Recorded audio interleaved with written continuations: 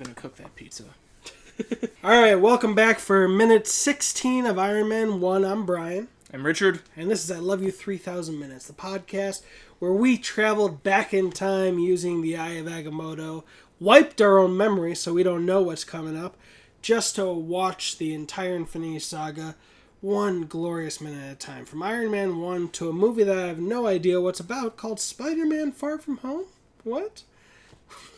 I'm playing up the play and yes, I know too much. This is minute 16 of Iron Man 1, and Mr. Richard, what happened in this one? He continues his weapons demonstration, orders it to fire. It rains. One missile turns into like 20 missiles or more. Rains down on the mountain range behind him, and it's a shockwave strong enough for them all to feel and blow their hats off. And we found out what he prefers. A missile that you only have to fire once. Referring to a nuke. He calls it the Jericho, which I don't know if there's any more significance to that, but there's a show called Jericho that I believe started after this where it's based on a town called Jericho after nuclear strikes have gone off in America. So there might be extra detail about Jericho, the name Jericho. And if that's true, please add it to the comments on YouTube or in Instagram, and we'll add it later.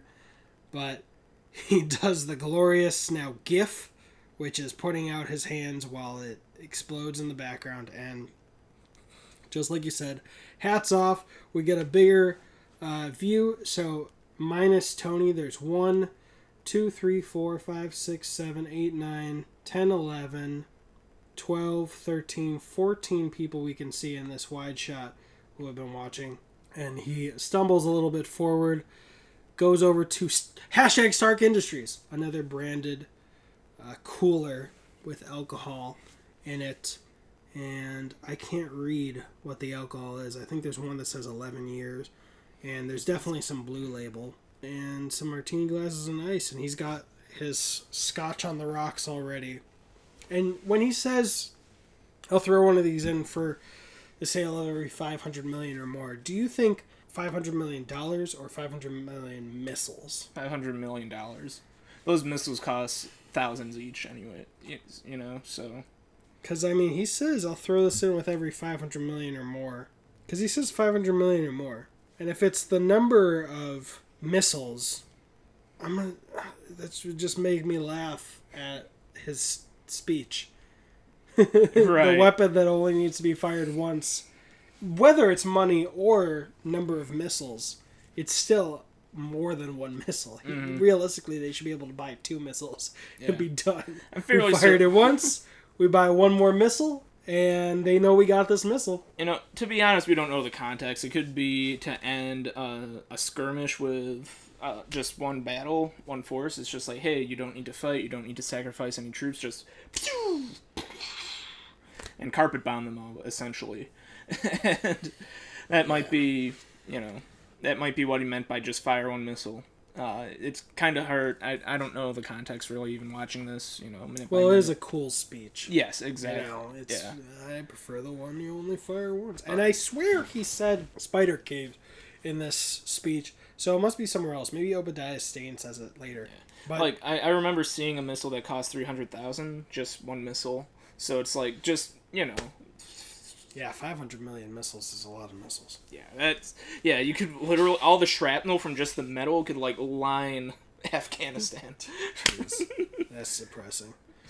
And then we see a return of that handy flip phone from earlier, and man, that camera is not hidden well. I'm going to put that on the Instagram of just the selfie part. Like, the fact, if you got an iPhone today and the surroundings of the camera was that obvious compared to the rest of the color, geez, woof. Let's see, where's this from? Oh, Verizon. Fuck you, Verizon. Verizon is a soulless company that had to be dragged kicking and screaming to give its customers an unlimited option, and it's still not as good as T-Mobile. T-Mobile! Sure. It's not sponsored. I've never worked for T-Mobile. People have asked me that a lot. And then Harkening back to something I said in my Bond minutes with Christian Bolivar, they are very smart to keep it when he answers his fancy video call with Obadiah Stane saying, "What are you doing up?" So they kept the times correct from Afghanistan to the United States. Mm-hmm. They remembered that, hey, yeah, if it's daytime there and he's talking to Obi, it would be nighttime. It's a good detail. Yeah, but he's drinking. He says, "What are you doing up?" And then ends, "Obi, what are you doing up?" Shedding a little more about their relationship because they haven't spoken directly. In this movie, he saved Lieutenant Colonel Rhodes from Tony not coming up to the podium, and in the montage it showed that they had a relationship, but they haven't actually talked yet. He's comfortable enough to video chat him in his pimpin' birthday suit. Mm-hmm. By that I mean his birthday suit with a gold chain. Look at my gold chain. Look at my chest hair. He's comfortable enough with him. It looks like a dog tag, actually. It actually does. Yeah. Or his birthday thug suit. I don't know. He's comfortable enough to not cover up his chesty hair. Mm-hmm. Which, if you've been working with someone for however many years at this point, what do you know Tony's age in this movie? 12. They're 21. 72. Anyways, if they've been working together for more than 10 years, they probably know each other enough where they're a little comfortable with that, even though they're at odds or whatever. So. And they technically haven't been at odds.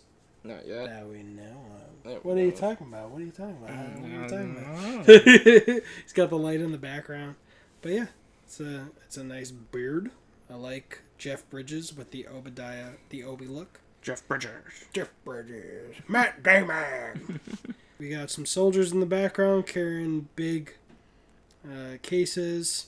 I do want that cooler though that automatically serves drinks with them poured already, or some of them poured with already. The ice already in. They're all chilled and. Man, that must have been so stressful to carry that. Just to be like, we can't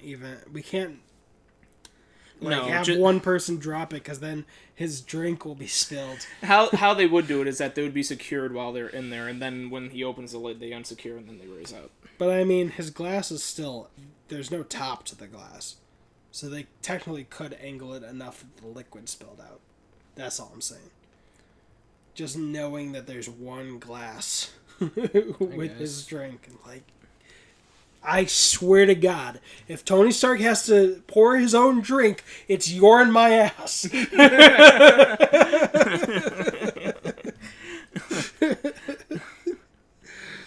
Yeah. Anything else from this minute? It's just awesome watching the missiles blow up behind him. It's a mixture of depressing considering the real life, and then so cool for him just to. He must have measured, like, how far away can I be, but close enough that this will be cool. Mm-hmm. Pun intended with this ice chamber thing. God, I bet that tastes good. Chilled. Anyway, was there anything else that you'd like to add to minute 16? No. Alright, cool beans. Check out the Instagram for more stuff. And if you like Bond or X-Men, check those out on Instagram at the Movies Are Dope Instagram. It'll have tags to those other podcasts. See you in minute 17. I'm Richard. I'm Brian. I was going to say that my birthday is September 17th, so that's my golden year number. You've got an army? We've got a podcast.